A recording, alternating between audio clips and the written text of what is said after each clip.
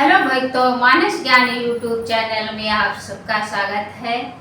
रामचरित मानस रामायण संपूर्ण रामायण अर्थ सहित आप सभी को सुनाएंगे।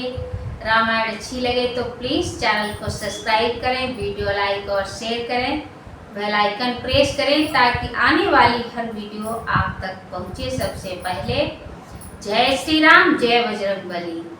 आज की कथा है रामायण में परशुराम लक्ष्मण संवाद। चलिए कथा शुरू करते हैं। कथा शुरू करने से पहले बजरंगबली बाबा का ध्यान करें। जय श्री राम, जय बजरंगबली। देखहु राम ही नयन भरि तजिर सामृदु कोहु, लखन रोष पावक प्रबल जानि सलभ जनि होहु।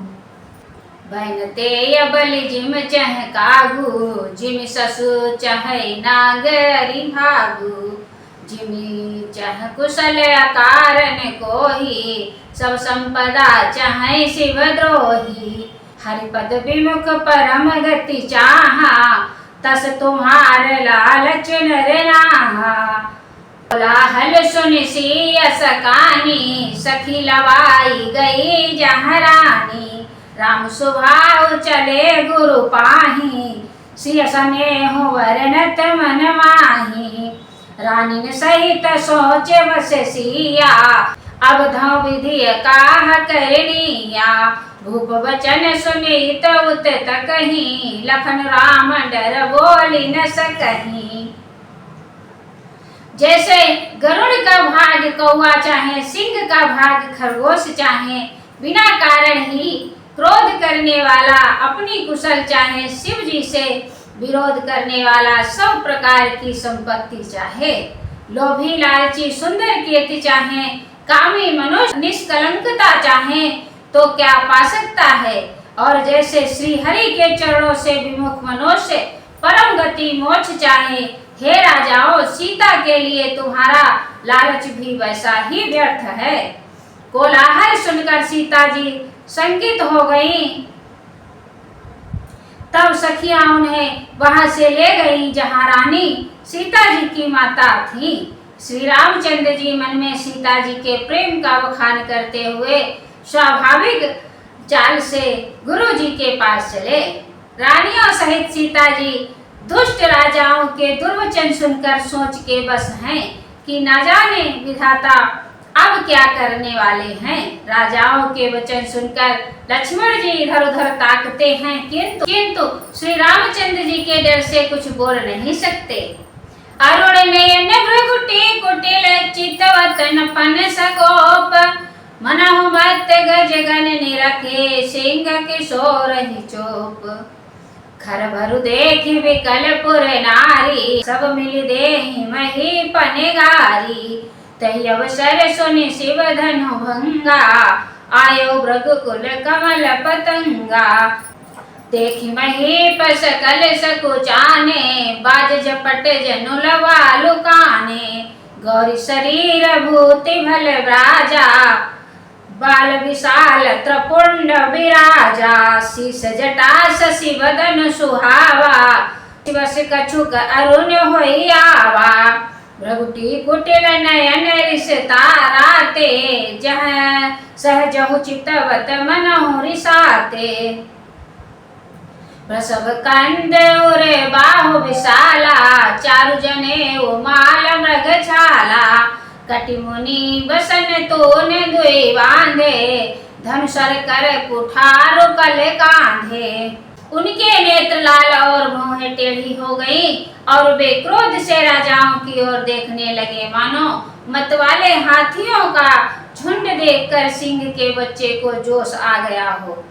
खलबली देखकर जनकपुर की स्त्रियां व्याकुल हो गई और सब मिलकर राजाओं को गालियां देने लगी। उसी मौके पर शिव जी के धनुष का टूटना सुनकर भगुकुल रूपी कमल के सूर्य परशुराम जी आए।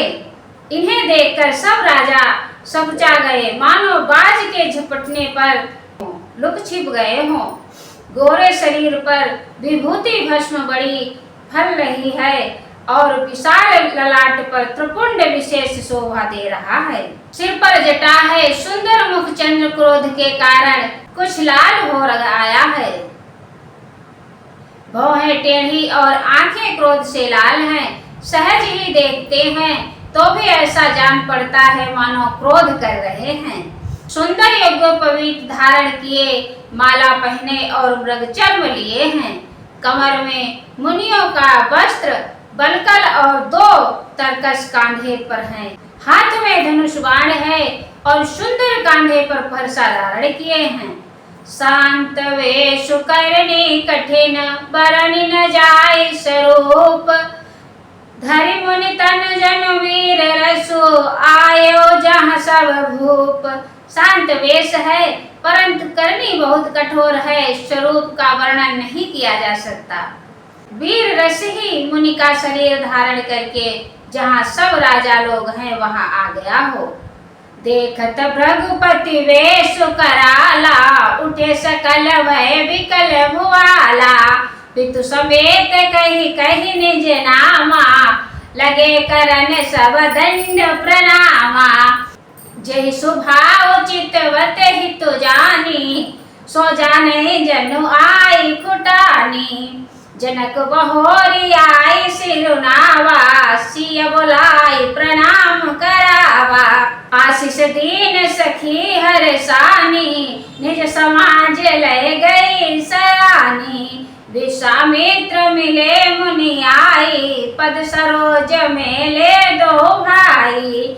राम लखन दशरथ के डोटा, दीन आशीष देखी भली जोटा।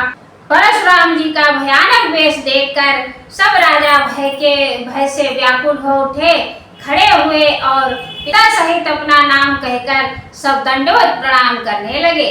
परशुराम जी हित समझकर भी सहज ही जिसकी ओर देख लेते वह समझता है मानो मेरी आयु पूरी हो गई। फिर जनक जी ने आकर सिर नवाया और सीता जी को बुलाकर प्रणाम करवाया।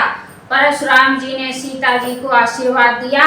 सखियां हर्षित हुई और वहां अब अधिक देर ठहरना ठीक न समझकर बेसयानी सखियां उनको अपनी मंडली में ले आईं। फिर विश्वामित्र जी आकर मिले और उन्होंने दोनों भाइयों को उनके चरण कमलों में गिराया। विश्वामित्र जी ने कहा, हे राम और लक्ष्मण, राजा दशरथ के पुत्र हैं। उनकी सुंदर जोड़ी देखकर परशुराम जी ने आशीर्वाद दिया। कामदेव के भी मद को छुड़ाने वाले श्री रामचंद्र जी के अपार रूप को देखकर उनके नेत्र थकित स्तंभित हो गए। बहुर बिलोकि विदेह सन, कहो काहत भीर। पूछत जानी अजान